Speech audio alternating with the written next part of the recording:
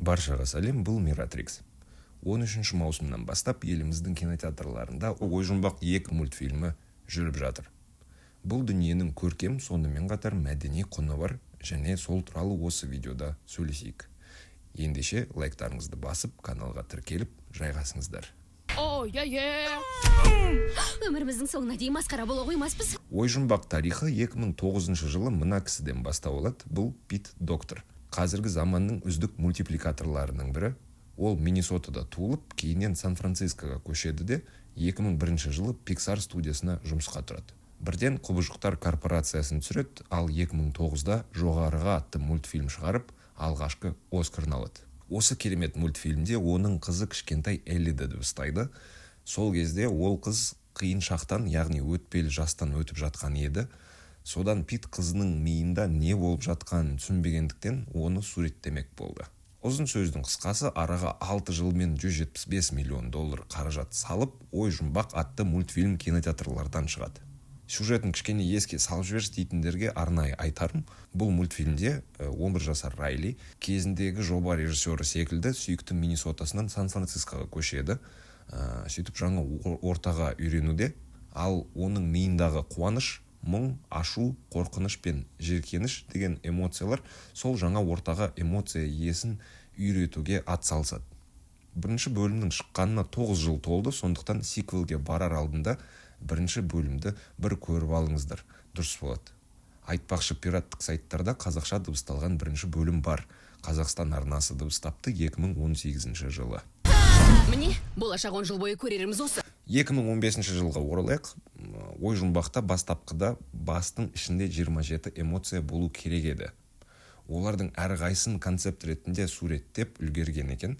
Алайда оларды ашып үлгеру қиын болатынын түсінгенде доктор 5 басты эмоцияларды теріп алды. Кейбір эмоциялар бірігіп кетті, енді бірі кейінге қалдырылды. Сөйтіп 2015 жылдың үздік жобаларының бірі әлемдік прокатта 860 миллионға жуық пайда алып келді. Тіпті 2 Оскарға үміткер болды. Үздік түпнұсқалы сценарий үшін жүлдені иеленбегенімен, жылдың үздік анимациясы деген атақты жеңіп алды. Шыны керек, Ой жұмбаққа қарсылас болатын жоба да болмады ол жылы. Дегенмен, одан Ой жұмбақтың кереметтілігі азып қалмасы анық. Ондай күшті көрсеткіштен кейін неге Pixar бірден екінші бөлімге кірісіп кетпеді дейсіздер ғой? Ақыры екінші бөлімге мынандай күшті сілтеме бар екен бірінші бөлімде. Достар, қараңдаршы, жетілу деген не? Білмеймін, оны кейін біле жатармын. Осы сұрақтың жауабы мынада. Жалпы Pixar ойсыз сиквелдерді шығара бермейтін компания. Мысалы, ойыншықтар хикаясының сиквелі 4 жылдан кейін бірақ шықты. Құбыжықтардың сиквелдерінің арасында 12 жыл, ал Немоны іздеу мен Дориді іздеу мультфильмдерінің арасында 13 жыл жатыр мысалы. Маңыздысы ол емес, 2015 жылдан кейін компанияның жағдайына әсер еткен заттар көп болды. Мысалы, 2020 жылы бүкіл әлемді карантинге жапқаннан соң стримингтер кезеңі басталып кетті. Pixar'ды 2006 жылы жұтқан Disney компаниясы 100 жылда жинаған контенттің бәрін Disney Plus сервисіне салды. Сосын сол жаңа контент керек екенін түсінеді. Сөйтіп Pixar'дың жылдар бойы терін төгіп жұмыстеген жұмыстарының бәрін стримингке кинотеатрлармен бір уақытта сала бастады. Мысалы, Жан жобасы Оскарды алып кеткенімен кинотеатрлардан шыққан да жоқ.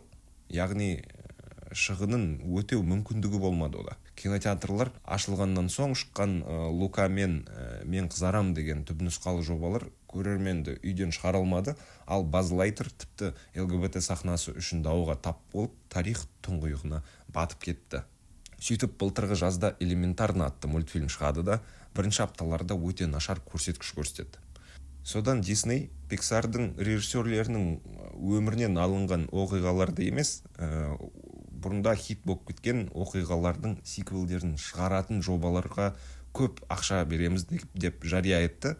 Осылайша Ой жұмбақ 2 мен ойыншықтар хикаясының 5-ші бөлімі жуырда шығатыны белгілі болды. Бұл жаңалық көрерменді кішкене үркітіп алғаны сөзсіз, өйткені ақшаны көздеген студия көрерменге ұнаған жобалардың дәмін құртып алады деген ой келді. Осылайша 3 ай бұрын Ой жұмбақ 2-ның трейлері шықты. Трейлерде Райлидің ойында жаңа эмоциялар пайда болады. трейлерге шолу жасаған ютуберлердің көбісі бірінші бөлімде көрсетілген ата-анада, мысалы, неге үлкен адамдарда, жетіліп үлгерген адамдарда неге ол жаңа эмоциялар болмаған екен деген сұрақпен тырнақ астынан кіріздей бастады. Шыны керек, осындай тығырықтан фильм авторлары керемет шыға алды, оп-оңай, бірақ әдемі жолмен жаңағы жауап тапты бұл сұраққа. Бұрындары шыққан анимацияның хит болу үшін шығарылған бір формуласы бар еді. Кішкентайларды қызықтыратын сеттинг, бірақ үлкендерге тиетін тақырып көтеретін. Қазіргі уақытта бұл қағиданы кейбіреулер ұстанса, енді бір ұстанбай, тек қана жаңа аудитория көздеп франшиза фанаттарын ренжітіп алатыны бар. Бірақ бұл ой-жұмбақтың авторлары туралы емес, ой-жұмбақ авторлары жаңағы ескі қағиданы ұстанды. Үлкендерге бұл жоба балаларға қарағанда қызықтау болып көрінеді. Әйтеуір маған солай көрінді кинотеатрда отырған кезде. Сәл ғана сюжетке көз жүгіртейік. Райли 13-ке толды, яғни бірінші мүшелінен өтті. Содан бірінші бөлімде сілтеме ретінде қалып кеткен жетілу мигалкасы, яғни пубертат деген мигалка, жұмыс істеп кетті. Содан үрей, ұят, хандыра, қызғаныш деген жаңа эмоциялар пайда болды. Олар бірінші бөлім командасы құрастырған Райлидің парасаттылығын сындырып, хоккей лагеріне келген Райлиді өзгертуге кіріседі. Ал бізге жақсы таныс эмоцияларды басып тастайды. Біз іште қалған эмоциямыз! Сиквелдің ең бірінші көзге түсетін бөлшегі ол әзілі.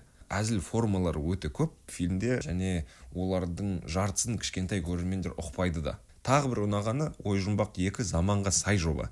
Күшті сеттингісін ескерсек, олар заманауи болуға тырыспаса да болар еді, мысалы. Алайда қазіргі заманның фишкасына айналған 2D мен 3D-ні араластырып салу тәсілін өте күшті қолданған бұл жердеді. Сеттингте бұл жайтты оңай түсіндіруге болады, яғни үйреншіксіз қате бөлшек болып көрінбейді бұнысы. Мені ең қатты қуантқаны қазақша дубляж. Бұл жолы дубляжға ақшаны Диснейдің өзі бөліпті. Қазақ дубляжының тарихында тұңғыш рет, яғни қазақ тілі ой-жұмбақтың ресми тілдер тізбегіне кірді. Дубляж үшін, әсіресе адаптация үшін жобада жұмыс істеген адамдарға, яғни сол командаға үлкен алғыс айтқым келеді. Үлкен жұмыс атқарылды, ниеті де мықты болған.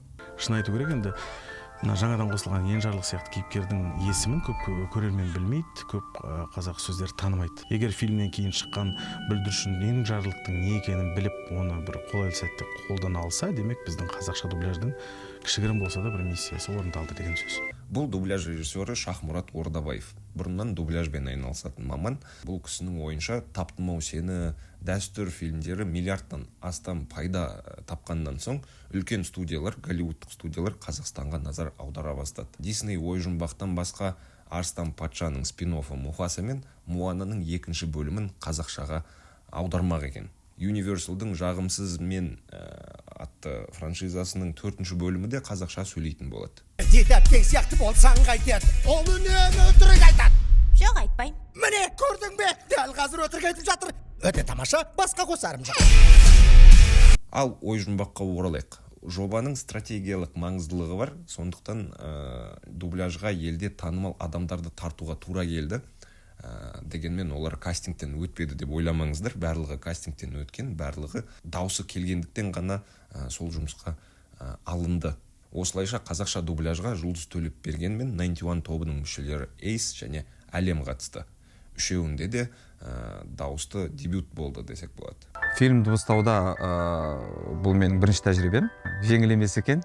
Маған бұл үштіктен ең қатты Эйстің кейіпкері ұнады. Әлем мен Жұлдыздың жұмысын нашар деп жатқаным жоқ. Кейіпкердің ерекшелігін айтам. Кинотеатрға барсаңыздар түсінесіздер не туралы айтып жатқанымды. Айтпақшы, орысша дубляжды да Алматыда жасаған.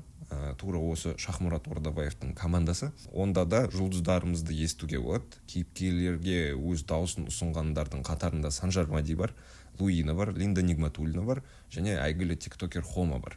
Өте сапалы дүние.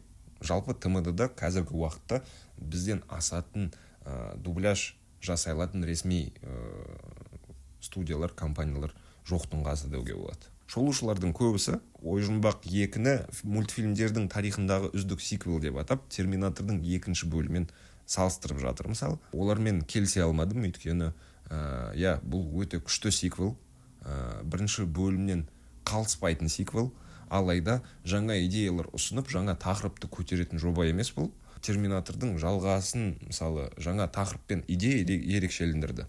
Өйткені Терминатордың бірінші бөлімі мен екінші бөлімін салыстырсаңыздар, даже тон бойынша екеуі бір-біріне ұқсамайды. Ал ой жұмбақтың екінші бөлімі болса, бірінші бөлім жүріп өткен жолды тағы бір қайталап өтеді. Мұнысы жаман деп айта алмаймын.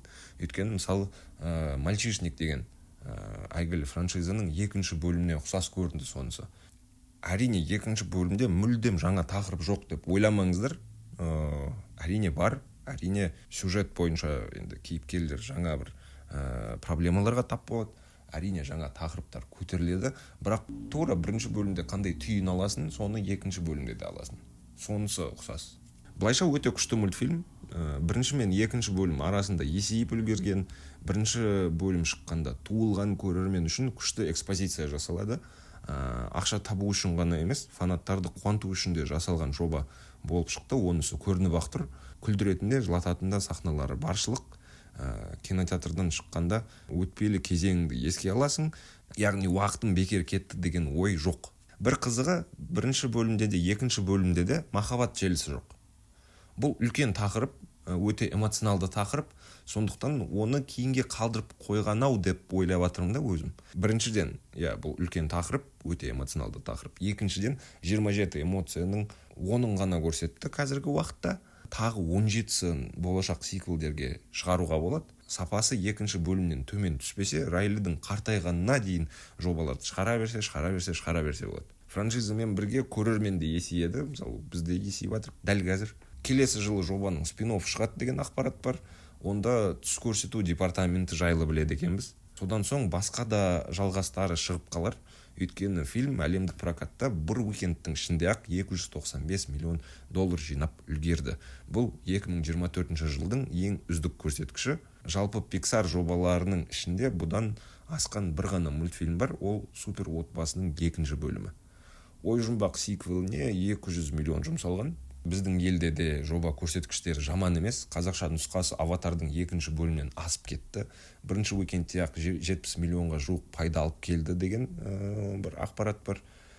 Бұл қуантарлық жайт негізі. Сол менің осымен айтарым бітті. Ал кинотеатрларға сізді дубляж командасының өзі шақырсын. Ана тілімізді қолдайық. Жақсы кино көріңіздер. Құрметті достар, маусымның 13-нен бастап еліміздің барлық кинотеатрларында Ой жұмбақ 2 анимациялық фильмі шығады. Сіздерді асыға күтеміз. Бұл мультфильм сіздерге және сіздердің балаларыңызға өте керемет әсерін қалдырады. Жақсылап көріп, тамаша ләззат алыңыздар. Бақытты болыңыздар.